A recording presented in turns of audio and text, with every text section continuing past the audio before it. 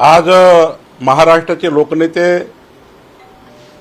अष्टपैलू कर्तृत्व ज्यांचे अंगी आहे आणि विकसित महाराष्ट्राचा संकल्प ज्या व्यक्तिमत्वाने केला असं व्यक्तिमत्व माननीय देवेंद्र फडणवीसजी यांचा वाढदिवस आहे। मी आई महालक्ष्मी जगदंबेला प्रार्थना करतो की त्यांना उदंड आयुष्य लाभू दे, त्यांचं जीवन मंगलमय राहो आणि विकसित महाराष्ट्राचा संकल्प जो फडणवीस साहेबांनी केला आहे त्या संकल्पाला पूर्णत्व येऊ दे अशी मी आई महालक्ष्मीला प्रार्थना करून माननीय देवेंद्र फडणवीस साहेबांना शुभेच्छा देतो आहे।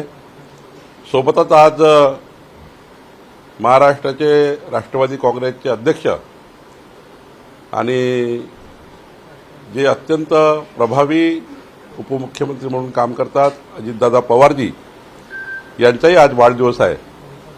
महाराष्ट्राच्या विकासाकरता आता isakal.com आहे देशातील नंबर 1 ची मराठी न्यूज वेबसाईट। प्रत्येक अपडेटसाठी isakal.com ला नक्की भेट द्या। माननीय देवेंद्रजींच्या नेतृत्वामध्ये जे सरकार आमचं आहे त्या सरकारमध्ये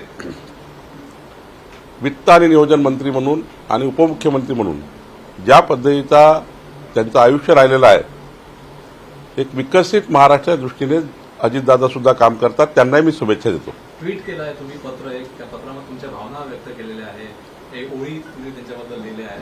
तुमच्या भावना काय? इतक्या वर्षापासून तुमच्यासोबत काम करा, रेल्वेनं तुम्ही प्रवास केला, मग तुम्ही त्यांच्या मंत्रिमंडळात आले, एखाद दोन टर्म्स तुमच्या सेमच आहे आमदारकीच्या जेव्हा सुरुवात झाली, तुमच्या आठवणी त्यांच्या काय? 35 वर्षापासून माननीय देवेंद्रजी आणि आम्ही एकत्रपणे काम करतो आहे आणि 35 वर्षात अनेक आठवणी आहेत ज्या नुसत्या राजकीय नाही आहेत, काही व्यक्तिगत जीवनातल्या आहेत, सार्वजनिक जीवनातल्या आहेत, पारिवारिक आहेत, सांस्कृतिक आहेत, सामाजिक आहेत, धार्मिक आहेत।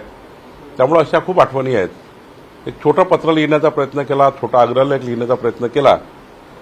शेवटी आपल्या आपल्या भावना असतात आणि त्या भावनाच्या माध्यमातून व्यक्त व्हावं लागतं आणि म्हणून त्या ठिकाणी एक पत्र आणि एक लेख लिहिण्याचा मी प्रयत्न केला आहे। माणिकराव कोकाटे यांची थोड्या वेळापूर्वी प्रेस कॉन्फरन्स झाली, ते बोलले कारण मुख्यमंत्री जे बोलले ते मीडियामध्ये पाहून बोलले, याची संपूर्ण चौकशी करावी, दोषी आढळलो तर मी नागपूर अधिवेशनात राजीनामा देईन। मग आता कोकाटेजीने स्वतः आपली भूमिका व्यक्त केली आहे, त्यामुळं देवेंद्रजींनी सांगितलं आहे की या विषयाची चौकशी करतील आणि यात काही तथ्य आढळलं तर कोकाटेजीने आपला त्या ठिकाणी म्हणणं मांडलं, तर त्यामुळे मी काय त्यावर त्या विषयात बोलणे काही योग्य नाही। पंढरपूरमध्ये एक मार्ग तयार झाला होता, भक्ती मार्ग, शेगाव आणि पंढरपूर। विखे पाटील तेव्हा महसूल मंत्री होते, त्या संदर्भामध्ये आरोप झाले होते, गौण खनिज जे आहे ते माफी देण्यासंदर्भात ते आरोप झाले होते, तेव्हा महसूल मंत्री दुसरे होते, आता तुम्ही महसूल मंत्री आहात। त्या संपूर्ण प्रकरणात नेमकं सरकारची भूमिका सध्या काय? नाही, या अधिवेशनामध्ये तारांकित प्रश्न होता। शेवटी सध्याच्या महसूल मंत्र्यांना म्हणजे मला त्याचं उत्तर द्यावं लागतं म्हणून तो प्रश्न आला होता। 1/12/2022 माननीय महसूल मंत्री राधाकृष्ण विखे पाटीलजी यांनी एक क्वासी ज्युडिशियल ऑर्डर केला, ज्यामध्ये आमच्या तहसीलदारांनी 58 कोटी दंड लावला। त्या दंडाला मग काही त्यांनी चॅलेंज केलं आणि मग सुनावणी झाली। त्या सुनावणीमध्ये तो दंड कमी करण्यात आला। त्याचं उत्तर मात्र मी सभागृहात लेखी पाठवलेलं आहे। त्यामुळे काही यूट्यूब चॅनल, काही चॅनलनी हे सांगितलं की चंद्रशेखर बावनकुळे यांच्या कार्यकाळ कुणाचे असो, त्यावेळी तो क्वासी ज्युडिशियल निर्णय त्यांनी घेतला होता 1/12/2022 आणि त्या निर्णयाचा त्या ठिकाणी त्यानुसार तो इम्प्लिमेंट झाला। सर, हिंदी में बताइए, देवेंद्र फडणवीस जी का बर्थडे आज, ट्वीट करके लेटर भी आपने लिखा है, क्या भावना है आपकी? शुभकामना देवेंद्र फडणवीस जी के लिए। महाराष्ट्र के लोकनेता और महाराष्ट्र के मुख्यमंत्री हमारे सभी के परिवार के एक व्यक्तिगत जीवन में जिनका साथ मिला है और महाराष्ट्र विकसित करने का जिन्होंने संकल्प किया है, 2029 का महाराष्ट्र, 2034 का महाराष्ट्र, 2047 का महाराष्ट्र, विकसित महाराष्ट्र का संकल्प जिन्होंने किया है, ऐसे देवेंद्र फडणवीस जी, इनका जन्मदिन है। मैं महालक्ष्मी जगदम्बा जी को प्रार्थना करता हूँ कि उनका जीवन मंगलमय रहे, उनकी हेल्थ सदा अच्छी बनी रहे, सभी उनके जीवन में मंगलमय घटनाएं हो। और महाराष्ट्र के लिए जो एक 14 करोड़ जनता की आशा अपेक्षा देवेंद्र जी से है, वो अपेक्षा वो पूरी करने का हमेशा प्रयास करते ही है। लेकिन आज के जन्मदिन के दिन भगवान उनको इतनी मजबूती दे कि सभी की आशा अपेक्षाएं पूरी हो। मेरे भी 35 साल के उनके जीवन के व्यक्तिगत संबंध है, पारिवारिक भी है, सामाजिक, सांस्कृतिक, धार्मिक कार्यों में भी हमारे कई बार साथ में हमने काम किया है।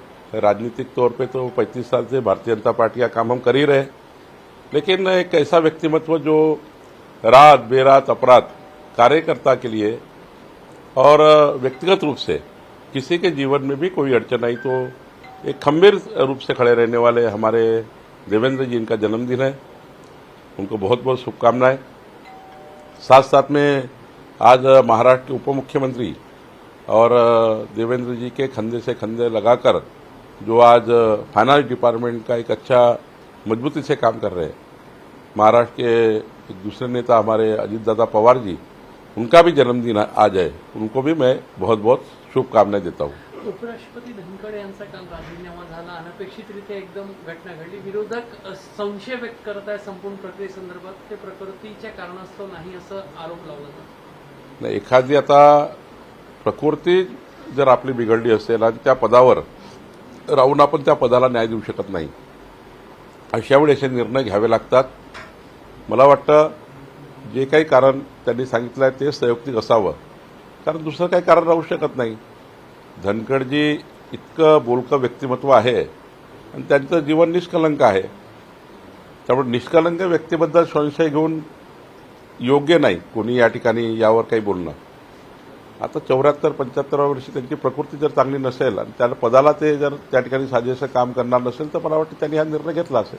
संजय राऊतांनी यावर आक्षेप घेतलेला आहे, भाजपचा एक नेता 75 वर्षाचा होता, त्यामुळे सप्टेंबर महिन्यात तो उपराष्ट्रपती होईल असं म्हटलं।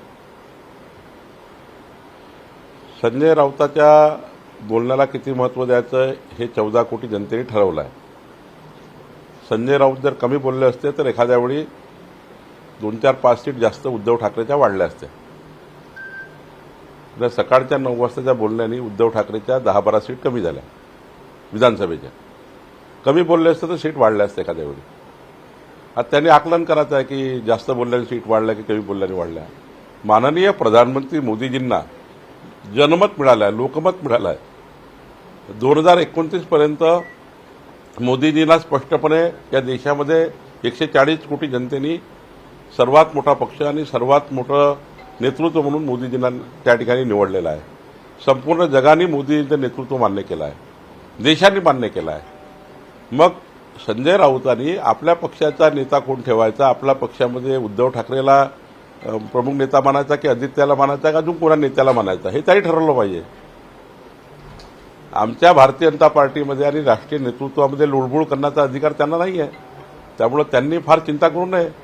मोदीजी समर्थ आहे, सक्षम आहे आणि यापूर्वी 81, 82, 83, 84, 85 वर्षापर्यंत देशाचे पंतप्रधान नरसिंहराव, काही कितीतरी नाव घेता येईल आपल्याला, मनमोहन सिंगजी, असे खूप लोक 81, 82, 83 वर्षापर्यंत राहिले आहेत। त्यामुळे प्रधानमंत्री मोदीजीबद्दल इतकी का त्यांना घाई आली? त्यांनाही माहिती की प्रधानमंत्री मोदीजी असल्यामुळे आपलं दुकान बंद झालं आहे आणि पुढच्या काळात मध्ये या देशामध्ये जे काही विकासाचं काम होणार आहे, विकसित भारत होणार आहे, या विकसित भारताचा जो संकल्प माननीय मोदीजींनी केला आहे, या सर्वांच्या दुकानदाऱ्या बंद होणार आहे म्हणून ते वाट पाहतात आहे।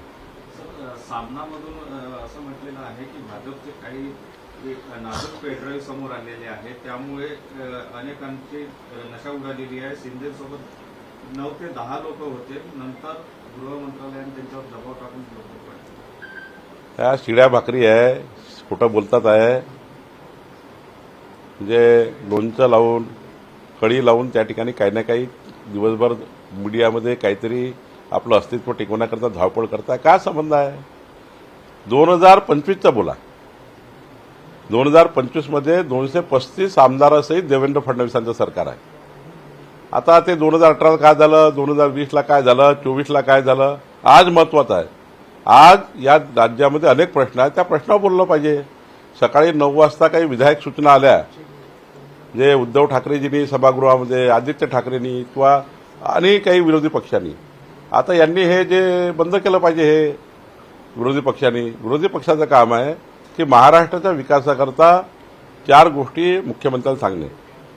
आज वाढदिवसाच्या दिवशी देवेंद्रजीला त्यांना सांगता आलं असतं की देवेंद्रजी आपल्याला वाढदिवसाच्या शुभेच्छा, पण या 4 महाराष्ट्राच्या महत्त्वाच्या बाबी मार्गी लावा.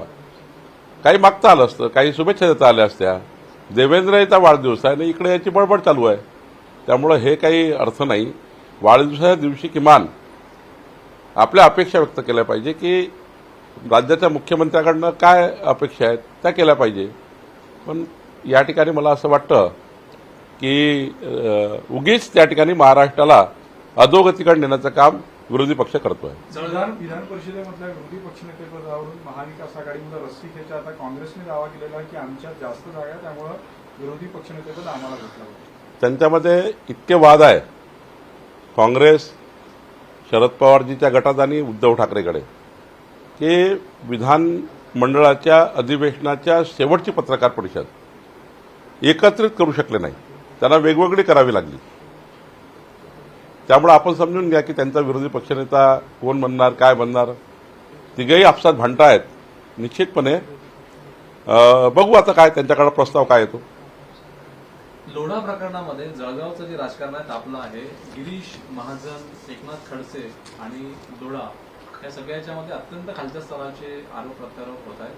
महाराष्ट्र राजकारण ऑलरेडी सगळ्या ज्या घटना घडल्या 2-3 त्यावरती प्रश्नचिन्ह उपस्थित झालं आणि आता खडसे, महाजन आणि लोढा हे सगळे जे सुरू आहे हे सीडी पेनड्राईव्ह पर्यंत, हनी ट्रॅप पर्यंत पोहोचलं. मी कालही सांगितलं, आजही सांगतो की माननीय खडसे साहेबांनी आपली उंची कायम ठेवून काही आरोप लावले पाहिजे. गिरीश महाजनाबद्दल व्यक्तिगत आरोप करून त्यांच्या जीवनामध्ये संशय निर्माण करून आणि नेहमीच मी खडसे साहेबांना कालही विनंती केली आपल्या माध्यमातून की या पद्धतीचं राजकारण खडसे साहेबांनी सोडलं पाहिजे. गिरीश महाजनजी अत्यंत त्या ठिकाणी निष्कलंक नेते आहेत. त्यांच्याबद्दलचा असा संभ्रम तयार करून त्या ठिकाणी खडसेंनी आपली त्या ठिकाणी पद कमी करू नये आणि गावाच्या व्यक्तिगत राजकारणात, जिल्ह्याच्या व्यक्तिगत राजकारणामध्ये तुम्ही किती दूर पण जाणार. आणि राहिला प्रश्न कोणी कोणासोबत राहायचा. आता माझ्यासोबत तुम्ही उभे आहे, उद्या तुम्ही एखादी घटना केली तर त्यात मी काय दोषी आहे. कोणी कोणासोबत त्या ठिकाणी राहू शकते, कोणी कोणाचे फोटो काढतात. आता माझ्याशी मागे दीपक काटेंनी फोटो काढला, तर दीपक काटेंनी एखादा आरोप केला म्हणजे मी आरोपी आहे का. त्याने एखादी समजा दुर्घटना केली किंवा एखादा त्यांनी गुन्हा केला. मला असं वाटतं याला पकडलं म्हणून या दोषी आहे, त्याला पकडलं म्हणून तो दोषी आहे, हे चूक आहे. विरोधी पक्षासोबतही अनेक फोटो आहेत.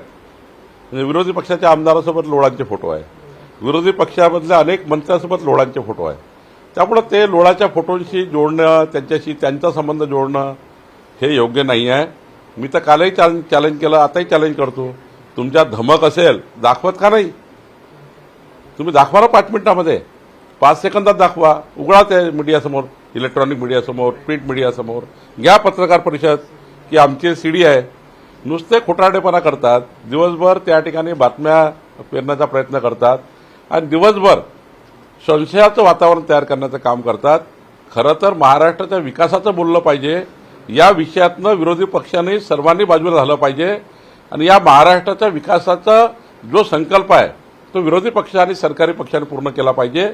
याकरता खरं काम करण्याची गरज आहे. आणि म्हणून मला वाटतं तुम्ही सुद्धा आता मीडियाच्या मित्रांना माझी विनंती आहे, सर्वांनाच विनंती आहे की आज आणि उद्या आणि परवा विकसित महाराष्ट्र 2029 करता आपण सर्वांनी त्या ठिकाणी काम करायला पाहिजे. हे सकाळचे 9 वाजताचे आरोप प्रत्यारोपावर दिवसभर मीडियाच्या माध्यमातून जे प्रदर्शन सुरू आहे ते आता जनता कंटाळली. याच्यावर मला वाटतं यावर मला प्रश्न विचारणे काही योग्य नाही आहे.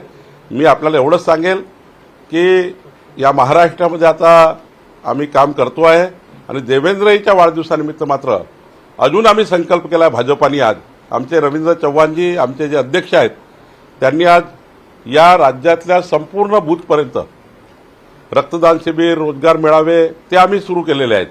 आम्ही महाराष्ट्राची सेवा करतोय. सेवेच्या माध्यमातून देवेंद्र फडणवीसचा वाढदिवस साजरा करतोय आणि त्यामुळं पुढच्या काळामध्ये सेवाच आमचं खरं माध्यम राहणार आहे समाजापर्यंत पोहोचवण्याचं. आणि आज देवेंद्रजीच्या वाढदिवसानिमित्त महाराष्ट्रामध्ये मोठ्या प्रमाणावर म्हणजे महाराष्ट्राच्या सर्व ब्लड बँक फुल होतील एवढं या ठिकाणी आम्ही नियोजन केलं आहे, जेणेकरून हे जे आज रक्तदानाचा कार्यक्रम आम्ही केला आहे पुढच्या काळामध्ये यातनं महाराष्ट्राच्या रुग्णांना फार मोठी मदत होणार आहे. मला असं वाटतं की मी त्यांना पुन्हा एकदा वाढदिवसाच्या शुभेच्छा देतो. कोकाटे यांनी पद सोडावं असं तुमच्या पक्षातूनही सुरू आहे. आशिष देशमुख असं म्हणाले की कृषी मंत्र्यांनी राजीनामा दिला पाहिजे या सगळ्या. आशिष देशमुखांनी आपलं व्यक्तिगत मत मांडलेलं आहे, कोकाटेंनी आपलं मत मांडलेलं आहे. त्यामुळं मला असं वाटतं आता हा विषय संपला पाहिजे. सुप्रीम कोर्टाने काल ईडीला फटकार दिला आहे. ईडीचा राजकीय वापर होता असं निरीक्षण न्यायालयाने नोंदवलं आहे. नाही, मला न्यायालयाने काय म्हटलंय बघावं लागेल. प्रेसमध्ये छापून आलेलं आहे. आता न्यायालयाने काय बघितलं, ईडीने काय कोणत्या विषयाला धरून म्हटलं आहे, कुठला आधार होता, कुठला विषय होता न्यायालयासमोर. शेवटी वेगवेगळे संदर्भ असतात. त्या संदर्भात न्यायालय बोललं असेल तर मला त्यातलं आज माहिती नाही, त्यामुळं तुमच्यासमोर काही मांडणं योग्य होणार नाही. देश विदेशातील प्रत्येक घडामोडींचे लाईव्ह अपडेट मिळवण्यासाठी आता साम टीव्हीच्या सर्व सोशल मीडिया प्लॅटफॉर्मला लाईक, फॉलो आणि सबस्क्राईब करा. तसंच सर्व नोटिफिकेशनसाठी बेल आयकॉन प्रेस करायला विसरू नका.